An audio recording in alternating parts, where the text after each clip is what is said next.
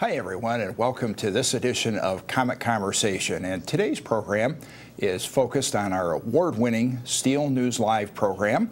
Our Steele News Live program has earned 40 student Emmys throughout the program's existence, and we are pleased to have on today's program our instructor, Mark Lowrie, and also senior Mallory Golski. First of all, thanks for being here. Oh, thanks for doing this for us. Oh, this is a great thing and a lot of fun. And I know that this program is obviously a high-quality program that serves as great preparation, for students that want to move on to careers in communication. Maybe Mr. Lowrie, if you could just kind of provide us with an overview of what the program is all about and how it works. Sure. It's a 2-year program. Students audition as sophomores to get in, and if they're selected, they are in here part of their day, their entire junior and senior years.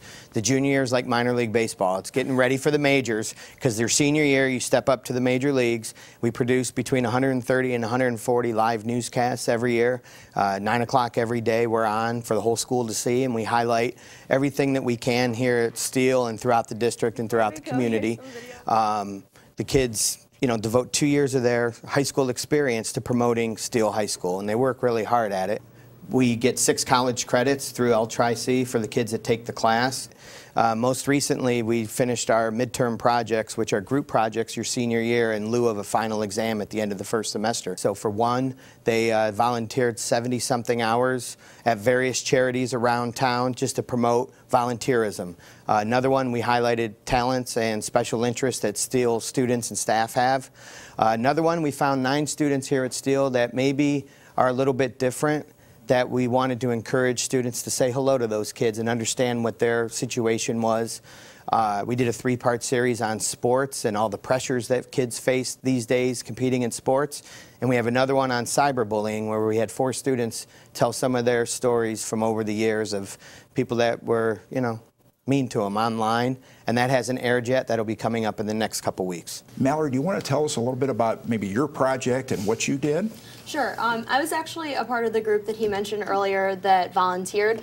Austin Morgan, Tia Caraplice, Kaylin Bosky, and I set out to find as many different ways that we could give back in our community, and in total we found 22 different ways, including helping out in Mrs. Galloway's class at the junior high. We helped out at Second Harvest Food Bank, the Salvation Army, and we even found little ways that we can even donate items to various charities like coats and blankets, pop tabs, books, and it really was cool to see, especially for us, to see just how the little things add up. Because at first we were like, wow, we're gonna have to donate a lot of our time. It's gonna be a great deal of effort to do this. But then when we started finding just the little things that we could donate even, and it just took up a few minutes of our time, but really seeing the people's faces when just 4 high school students were doing this. It wasn't like we were in a big group and someone was forcing us to do this. It was something we set out to do on our own, and it was really cool to see people's reactions to that as well. So hopefully people watch that and realize how easy it was to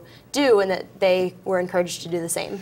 Well, and I know you've modeled this program, really what community service is all about, and giving back to our community. And I also know that another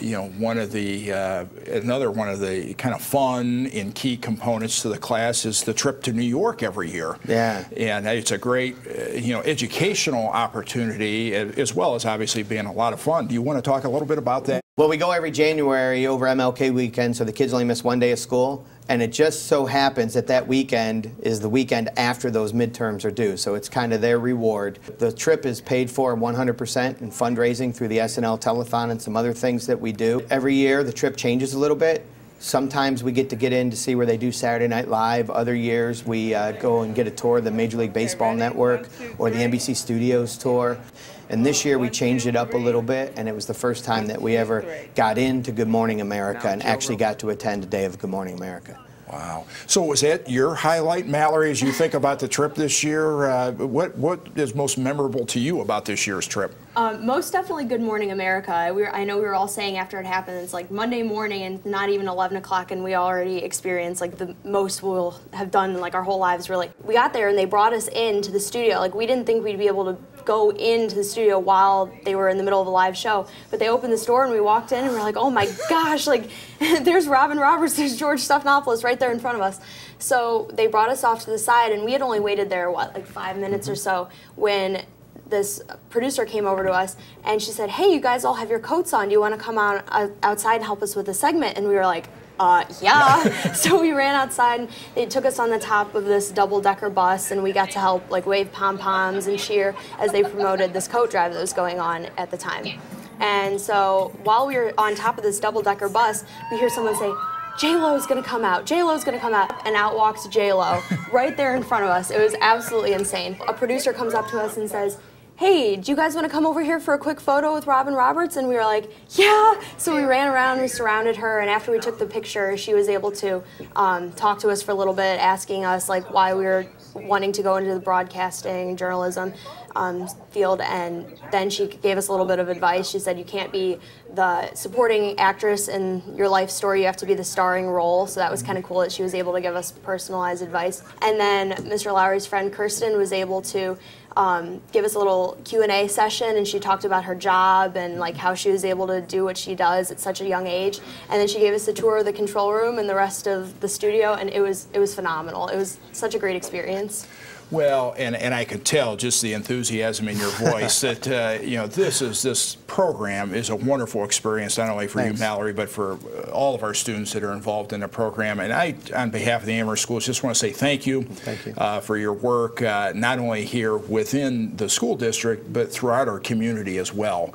And I appreciate the good work, and definitely keep up the good work. And we also want to say thank you for your help and assistance with producing Comet Conversation. Sure. Again, that's a big part of our community outreach, and we appreciate it. And in closing, we'd like to thank you, our listening audience, viewing audience.